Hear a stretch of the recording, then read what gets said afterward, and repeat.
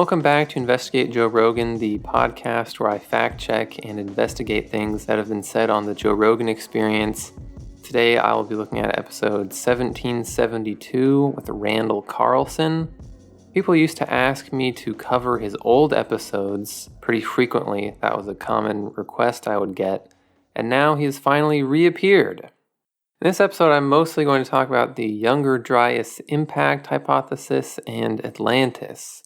But mostly Atlantis, because Atlantis is way cooler and I enjoy the animated movie Atlantis.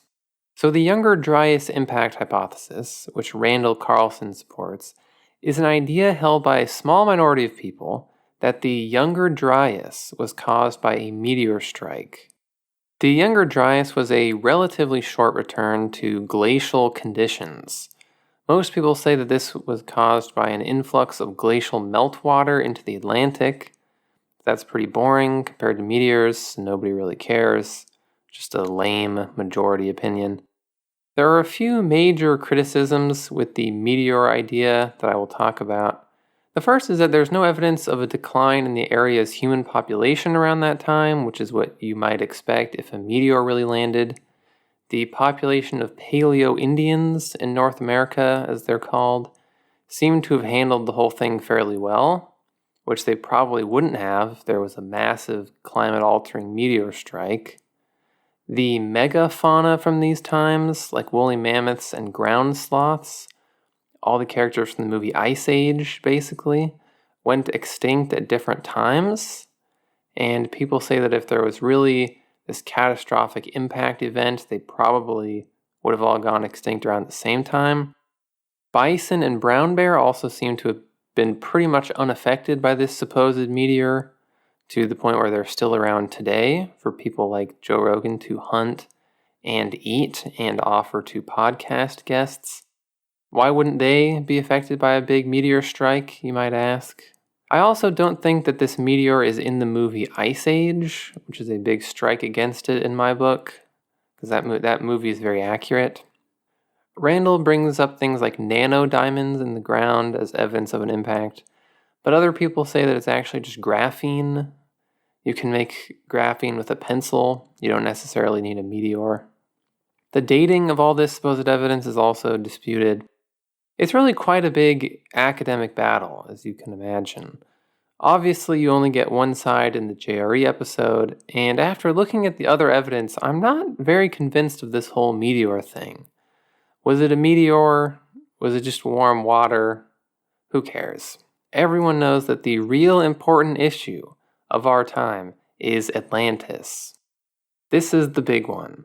Randall is obviously a huge Atlantis believer. He says that Atlantis was a very real city-state that existed on an island in the middle of the Atlantic. So all Atlantis lore ultimately comes from just two things that Plato wrote, Timaeus and Critias. Basically, in these dialogues, Socrates is talking about how the ideal city would be like this, and I wish there was some real story from real life about the ideal city that I've been talking about interacting with the real world in some sort of crazy scenario. And then Critias comes in and says, well, lucky for you, Socrates, I have just such a story, because something like that really did happen. Ye olden Athens, the ideal city, had a huge fight with Atlantis. I heard this from my grandfather, who heard it from Solon, who heard it from an Egyptian priest. And the description of Atlantis is, in Timaeus, Plato writes this description of Atlantis through a character. Many great and wonderful deeds are recorded of your state in our histories, but one of them exceeds all the rest in greatness and valor. For these histories tell of a mighty power which unprovoked made an expedition against the whole of Europe and Asia, and to which your city put an end. This power came forth out of the Atlantic Ocean, for in those days the Atlantic was navigable, and there was an island situated in front of the straits which are by you called the Pillars of Hercules. The island was larger than Libya and Asia put together, and was the way to other islands, and from these you might pass to the whole of the opposite continent. That's like a short description of Atlantis. There's other stuff in other parts. Atlantis being in these two works of Plato is pretty much the whole argument for the existence of Atlantis. Randall says that there are some fossils or whatever in this one area of the Atlantic that are normally found in shallower water, but he doesn't really get into it. Obviously, that could just be, any earthquake could lower something. It doesn't mean people lived there.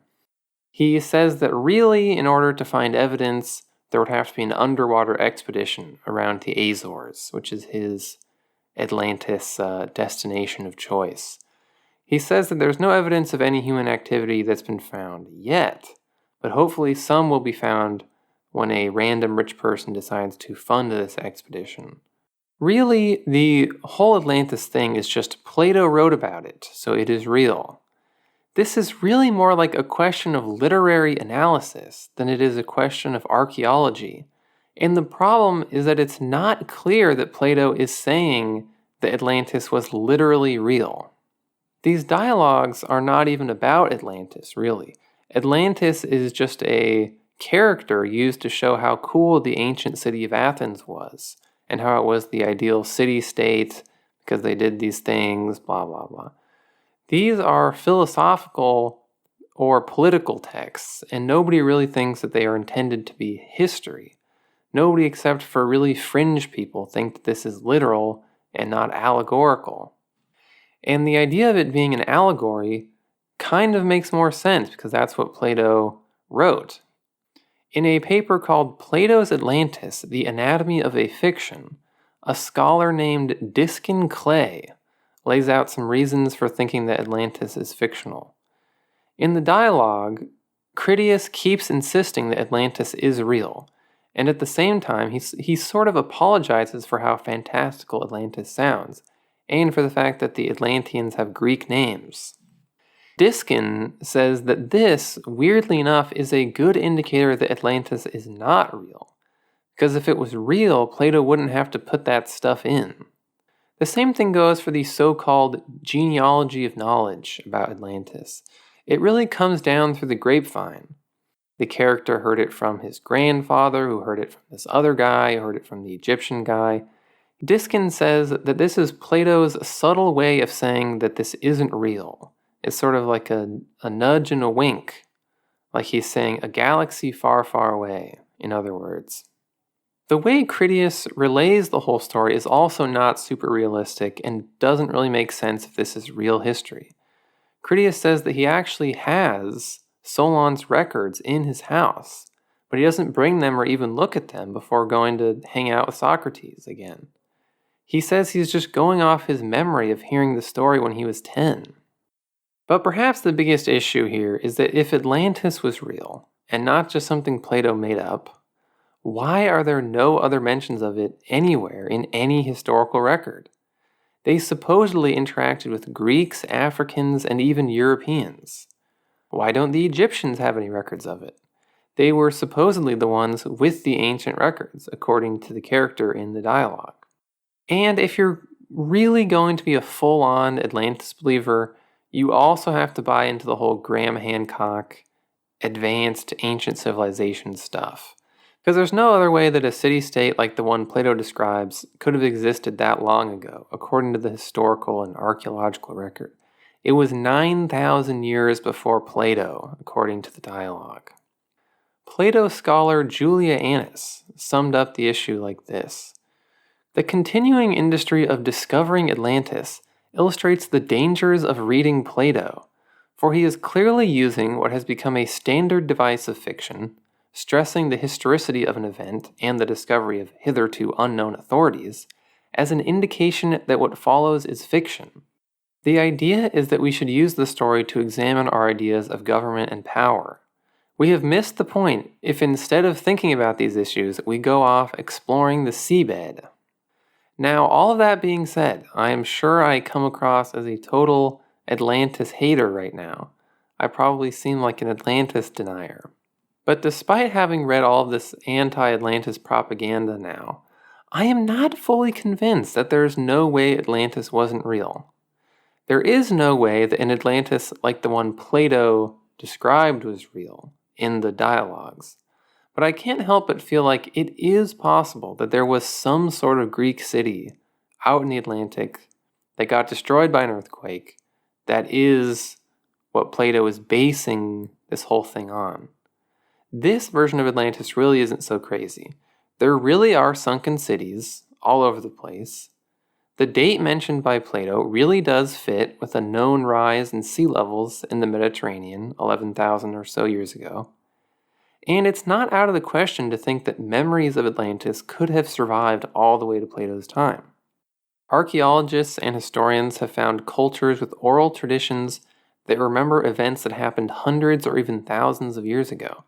For instance, Aboriginal Australians have stories about rising sea levels that may refer to events that happened over 7,000 years ago. So because of those things, I can't be a full-on Atlantis hater. Some sort of Atlantis might have been real, maybe. Also, you have the city-state of Atlanta, and if there's no Atlantis, where did they get the name for that? They don't bring that up in the episode, though, because they're too scared. They also talk about the less important issue of climate change.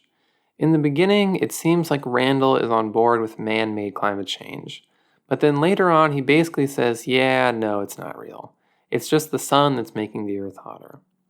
In fact, he says what we should really be worried about is a cooling period, since warming periods, quote, tend to be prosperous. He doesn't really explain how a hotter climate will make things more prosperous. But hey, this isn't his main thing. The meteor is his main thing. Now this sounds plausible, it sounds good because the sun is very hot. I have read about that. And this is the theory you see get thrown around the most. It gets brought up in the Alex Jones episodes, for instance. But it is just not true. There hasn't been an upward trend in the amount of energy from the sun hitting the atmosphere since 1978 when they started measuring. But the temperature has increased on Earth. There is also warming at the surface of the Earth, but the stratosphere is actually cooling. If it were the sun doing this, everything would be heating up. It certainly wouldn't be coming from the bottom up. The stratosphere definitely wouldn't be cooling.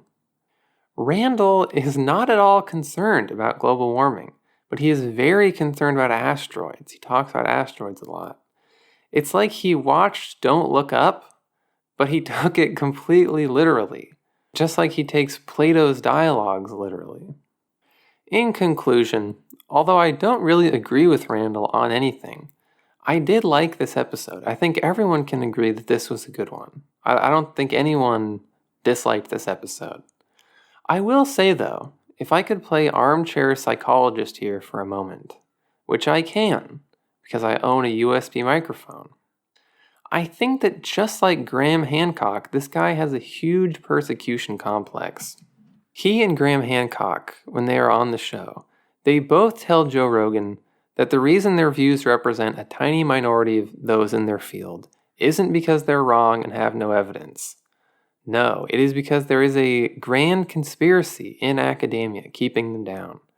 With Graham Hancock, it's the Catholic Church and the government that are out to get him. And with Randall, he says that the climate change industry is basically so scared of admitting that other things can affect the climate that they aren't willing to admit that an asteroid caused the Younger Dryas. I think if these people want to be taken more seriously, which I don't really know if they do, but they need to abandon this whole victim thing. He more or less says that liberals don't want you to know about Atlantis. Obviously, that's kind of a reductive way of putting it, but it's funny, so I'm going to put it like that anyway. Anyway, I am not part of the academic conspiracy or the government, so you guys need to subscribe to the Patreon so that I can get some funding for this. There are 4 bonus episodes on there so far, and I'm working on another one on the history of Atlantis theories right now. Because when I was reading about this, a lot of really crazy stuff came up. The Nazis were real into Atlantis, for instance, which was surprising to me. The reason this episode was delayed, I'm sure you guys have noticed, is because I was initially planning on an underwater expedition to the Azores. and I had the submarine and everything, but it fell through pretty much at the last second because, COVID played a big part in that, and I was really busy, and my kid got kind of sick right when we were about to leave, and my shoe fell off, and it was a whole big thing, and it just didn't work out, but hopefully soon. Thank you for listening. Tell your friends about Investigate Joe Rogan, and I will see you next episode.